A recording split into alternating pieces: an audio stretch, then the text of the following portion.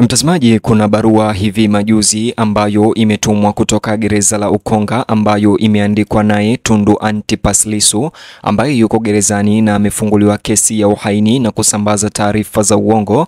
Tundu Lissu amezungumza katika barua hiyo na wananchi wa Tanzania na ameweza kuegemea kwa uzito upande wa kupinga urais wa Samia Suluhu Hassan, kupinga ushindi wa Rais Samia Suluhu Hassan na pia kupinga uhalali wa Rais Samia Suluhu Hassan na chama kizima cha CCM.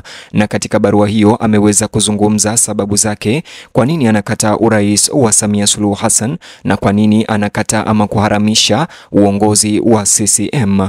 Kabla ni kujuze kuhusiana na barua hiyo ya Tundu Lissu, bonyeza alama like kisha bonyeza neno subscribe na alama ya kengele. Kabla tusonge mbele kwa barua hiyo, hali ya joto la kisiasa nchini Tanzania sote tunafahamu ya kwamba imefikia kiwango kipya baada ya kiongozi wa upinzani na mwenyekiti wa Chadema Tundu Lissu leo kutoa karipio kali la uhalali wa Rais Samia Suluhu Hassan katika barua iliyosambazwa hivi majuzi kutoka gerezani. Akizungumza kutoka gereza la Ukonga jijini Dar es Salaam kupitia barua hiyo, Tundu Lissu anakoshikiliwa kwa tuhuma za uhaini na kueneza taarifa za uongo. Tundu Lissu ameunga mkono na kuongeza tathmini ya awali iliyotolewa na Umoja wa Afrika AU na Jumuiya ya Maendeleo ya Afrika Kusini SADC ambayo iliweza kupinga uhalali wa uchaguzi uliofanyika. Tukielekea moja kwa moja katika barua hiyo ambayo imesambazwa na akaunti ya Chadema kupitia mtandao wa kijamii wa X ambao ulikuwa ukifahamika kama Twitter. Barua hii ni ya Tundu Lissu kama unavyotazama kwenye screen yako, iliandika hivi nikinukuu, sikiliza kwa makini. Taarifa kwa umma. Barua kutoka gereza la Ukonga. Samia Suluhu Hassan hakuchaguliwa na sio rais halali wa nchi yetu. Kwa mujibu wa taarifa ya awali ya watazamaji wa uchaguzi kutoka Umoja wa Afrika AU. Namba 1, taratibu za kisheria za uchaguzi zilizotumika zilikuwa kinyume na viwango vya kikanda, kibara na vya kimataifa. Namba 2, uchaguzi au kuzingatia misingi ya Umoja wa Afrika, kanuni na wajibu wa sheria za kimataifa kuhusu chaguzi za kidemokrasia.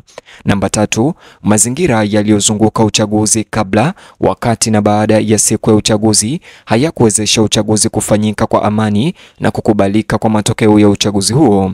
Kwa mujibu wa kauli ya awali ya watazamaji wa Jumuiya ya Maendeleo Kusini mwa Afrika yani SADC ama SADC, namba 1, kulikuwa na ukandamizaji wa vyombo vya habari na uhuru wa kutoa maoni kuliko katika chaguzi za nyuma. Namba 2, kulikuwa na idadi ndogo sana ya wapiga kura waliojitokeza katika vituo vyote vilivyoangaliwa na baadhi ya vituo havikuwa na wapiga kura kabisa. Namba 4, katika barua hiyo, kwa ujumla uchaguzi mkuu huu haukufikia viwango vya kanuni na miongozo ya SADC ama SADC kuhusu chaguzi za kidemokrasia ya mwaka 2021.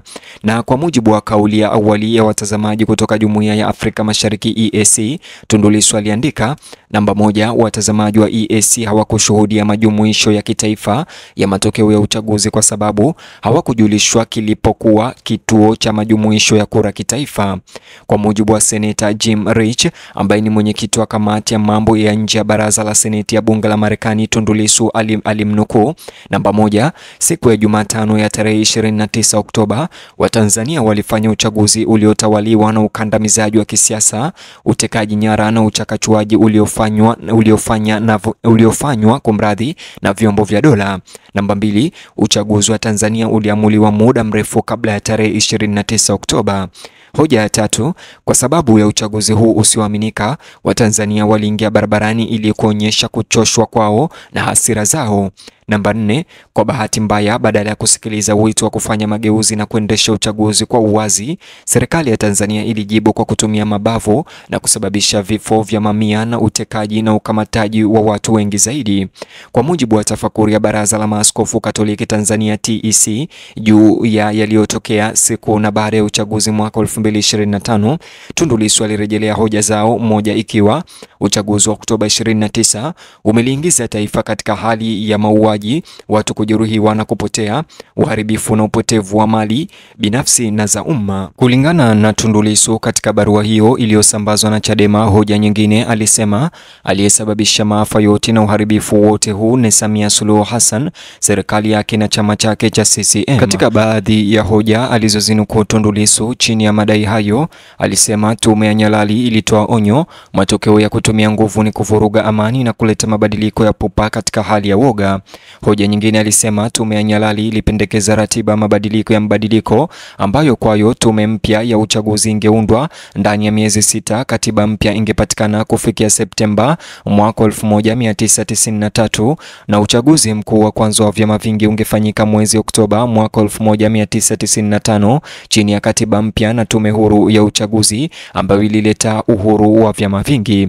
CCM ya Rais Ali Hassan Mwinyi pia ilikataa mapendekezo hayo ya tume ya Nyalali na imeendelea kukataa mapendekezo ya katiba mpya na tume huru ya uchaguzi tangu wakati huo hadi sasa. Hoja nyingine alilaumu na kusema Baraza la Maaskofu Katoliki pia limesema kwamba maafa ya Oktoba 29 yamesababishwa na kukosekana kwa demokrasia ya kweli ya namna ya kupata viongozi. Jambo hili limekuwa kilio cha muda mrefu cha taifa. Chaguzi zinakosa ushindani, ukweli, uwazi, uhuru na kuaminika. Katika hoja nyingine alisema tarehe 12 Februari, mara baada ya kuchaguliwa mwenyekiti wa Chadema, mimi Tundu Lissu nilirudia wito wetu wa muda mrefu wa kufanyika kwa mabadiliko ya msingi ya mfumo wa uchaguzi ili kuwezesha kufanyika kwa uchaguzi mkuu ulio huru, wa haki na wa kuaminika. Hoja nyingine alisema majibu ya Samia Suluhu Hassan kwa hoja yangu yalikuwa ni kesi ya uhaini dhidi yangu, Chadema kuzuiliwa kushiriki uchaguzi na kupigwa marufuku kufanya shughuli zote za kisiasa mpaka kesi ya mchongo iliyofunguliwa dhidi yetu itakapokwisha. Hoja nyingine alisema kwamba maaskofu wa TEC wamesema kuwa wananchi wasiposikilizwa watazungumza kwa lugha wanayoijua wao. Katika barua hiyo iliyosambazwa na Chadema kutoka gereza la Ukonga ya Tundu Lissu, katika hoja nyingine alisema Samia Suluhu Hassan na CCM wamefunga mlango wa maridhiano na amani. Sasa milango ya nguvu ya umma imefunguliwa kila mahali nchi nzima. Hoja nyingine alisema Samia Suluhu Hassan na CCM wamefanya mageuzi ya amani yasiwezekane, sasa watafanya mapinduzi ya nguvu ya umma yasiepukike. Hoja nyingine katika barua hiyo ilisema maaskofu wetu wametuambia ukweli, risasi hazijawahi kunyamazisha watu. Hoja nyingine sasa alisema tujiandae ili kuhakikisha haki na kweli inatawala tena katika taifa letu. Alisema tujipange upya ili kuhakikisha wakuu wa vyombo vya ulinzi na usalama na wote waliohusika na mauaji ya wananchi wetu wanawajibika au kuwajibishwa mbele ya sheria. Mtazamaji, hayo ndio baadhi ya maneno ambayo nimefanikiwa kukunukulia ambayo yaliandikwa katika barua hiyo ya Tundu Lissu ambayo imesambazwa na chama cha Chadema kupitia mitandao ya kijamii, na barua hii iliweza kuchapishwa kutoka moja kwa moja kwa Tundu Antipas Lissu katika gereza kuu la Ukonga mnamo tarehe 25 mwezi huu wa 11 mwaka 2025. Mtazamaji, huku maneno yake katika barua hiyo yakiendelea kujirudia katika mazingira ya kisiasa na katika mitandao ya kijamii, jambo moja limedhihirika. Changamoto ya Tundu Lissu dhidi ya uhalali wa Rais Samia Suluhu Hassan imefungua ukurasa mpya katika historia ya siasa za Tanzania. Madai yake Lissu yakijumuishwa na uchunguzi wa AU na SADC yameibua maswali mazito kuhusu hali ya demokrasia nchini Tanzania, huku pia akisisitiza msimamo wake Tundu Lissu akifuta urais wa Samia Suluhu na kukataa ushindi wake katika uchaguzi uliopita. Katika siku zijazo, macho yote yatabaki kwenye uongozi wa Tanzania na CCM, taasisi zake za uchaguzi na mfumo wake wa haki. Ikiwa serikali itajibu madai au barua hii ya Tundu Lissu bado haijafahamika. Mtazamaji, bonyeza alama like kisha bonyeza neno subscribe na alama kengele chini ya video hii ili uwe wa kwanza kupokea habari ama taarifa zetu kila zitakapojiri. Vile vile nijuze maoni yako kuhusiana na barua hii ambayo imechapishwa na Chadema ambayo imetoka gerezani kwa Tundu Lissu.